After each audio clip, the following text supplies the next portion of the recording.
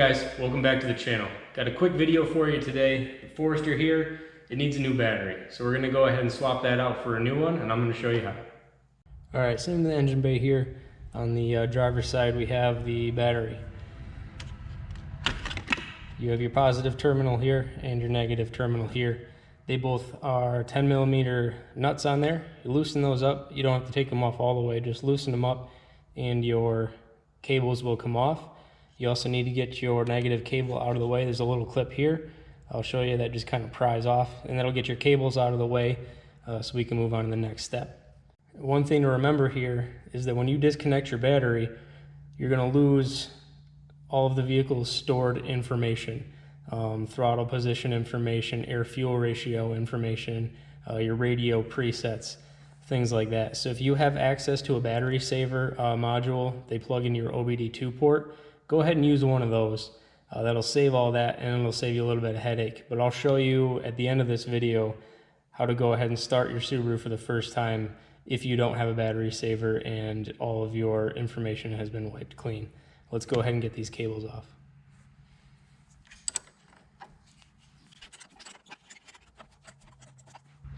Now, I've been in a bad habit in the past of removing the positive cable first.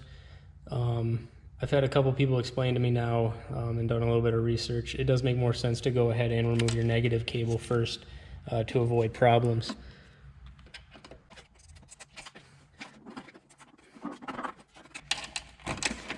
These clips aren't too complicated. They just push onto the top of the threaded post, but they can be kind of a pain in the butt to get up. Once that's off, you can move it out of the way.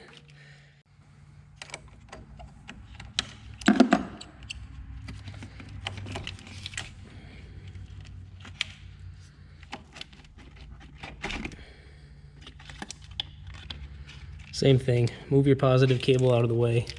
I like to kind of tuck them behind some stuff that's going to make sure that they don't go ahead and touch anything unintended.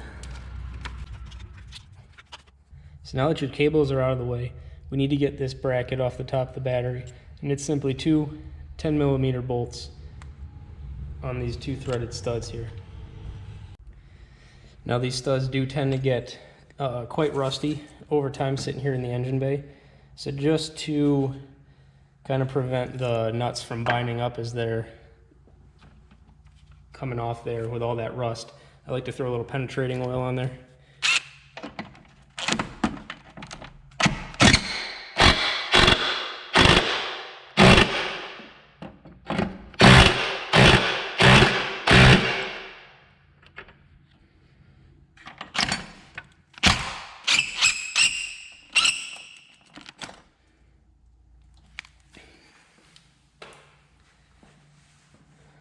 So as you can see, the front one really gave me no problem. The back one is kind of bound up and doesn't want to come off any further than that.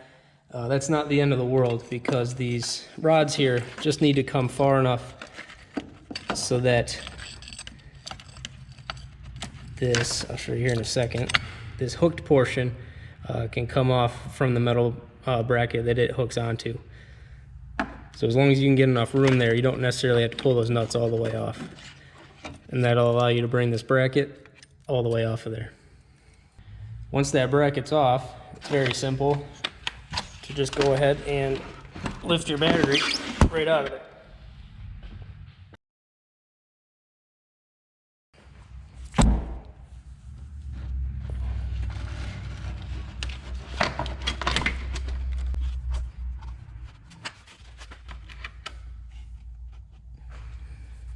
So now let's go ahead and get this bracket reinstalled. And you just take that hooked portion, find the hole down in there,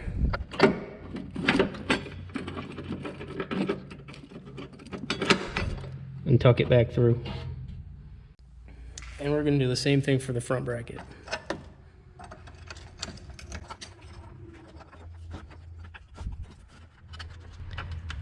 One thing that you may want to do too, before you go ahead and replace your battery, if you look in the engine bay and you notice that this bracket's really rusty, you might want to save yourself the headache and just buy a new bracket setup, so you don't end up in a bind if you snap off these studs and now you don't have a way to secure your battery. So once your 2 studs are hooked in there, you can just go ahead and tighten them right back down.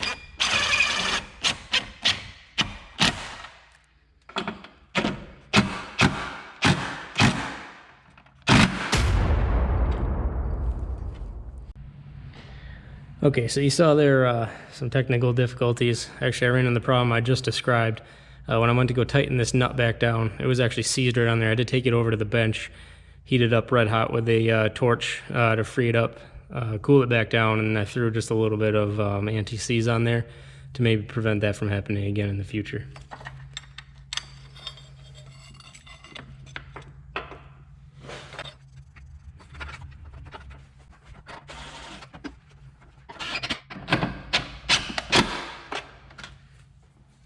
And you don't have to go too crazy with tightening these down. It's just enough to keep it from moving around. Tuck your handle down out of the way, and we can go ahead and connect our cables back up. Pull off your red positive cover.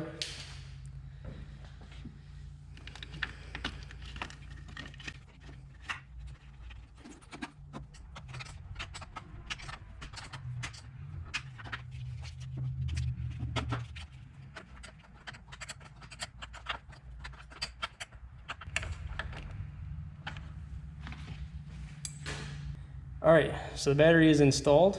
Let's go around to the driver's seat and I'll tell you what to do when you start it for the first time. All right guys, so we're gonna go ahead and start it for the first time. It's nothing super complicated, but some pointers that you should know. So the first thing we're gonna do, we're gonna put the key in the ignition, turn it to the on position, and just allow the dash to do its thing before we touch anything.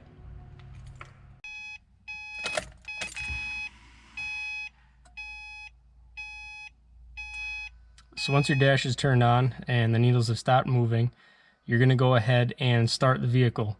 Now you need to remember not to touch the gas. You don't want to touch the throttle at all at first. The vehicle may feel as though it's going to stall. If it does stall, let it and try again, but you want to avoid touching the throttle until the vehicle has warmed all the way up.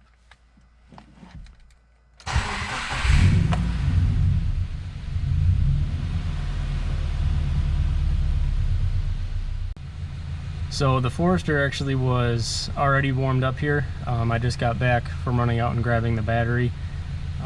So we're not going to see that normal downward movement of the needle on the tachometer there. So I'm just going to let it idle here for a little bit. And what this is doing is it's relearning air fuel, and it's also relearning throttle position. Once we let it run for a little bit, you're going to go ahead and shut it back off, and once it's shut off, just go ahead and drive it normally after that.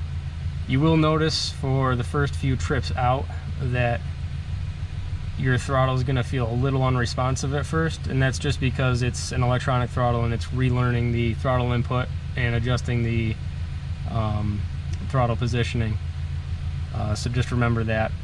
But again, that'll all go away after a few times that you drive the vehicle.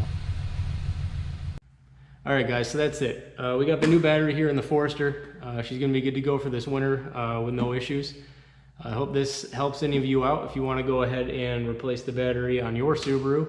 Yes, I realize most parts stores will do it for free for you, but if you're the type person like me who likes to do it yourself, this is how you go ahead and do it. Feel free to go ahead and give the video a like, subscribe to my channel if you like my content, and feel free to leave a comment below. Thanks.